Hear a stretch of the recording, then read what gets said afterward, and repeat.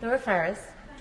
Deputy Speaker, I'd also like to pay tribute to my right honourable friend for establishing the inquiry and to Professor Jay for her report. I know something about how difficult and painstaking the evidence-gathering exercise was because I was a barrister on the inquiry for a year in 2017, from Dolphin Square to the Catholic Church, from young offenders institutes to residential schools. The findings of the inquiry reveal the extent of prolonged child abuse in places often where children were meant to be being kept safe, and repeatedly, if they complained about it, they were accused of lying or even blamed for it happening in the first place. There are multiple lessons from the report, but I'd like to ask my right honourable friend this.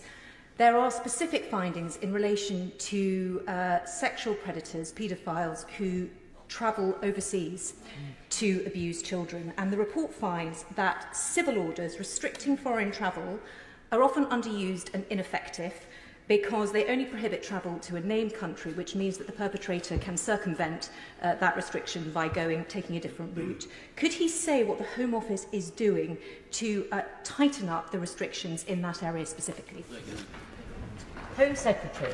First of all, Madam Deputy Speaker, I pay tribute to my colleague for her work in 2017. It can't have been an easy pieces of legal work to do, and she's absolutely right to say it's never the fault of the victims, and we need to make sure that the response from officialdom is never to disbelieve and never to blame the victim either. She raises a very important point about the narrow scope of those civil orders, and we'll certainly be undertaking to look at those and how they could be operate much more efficiently.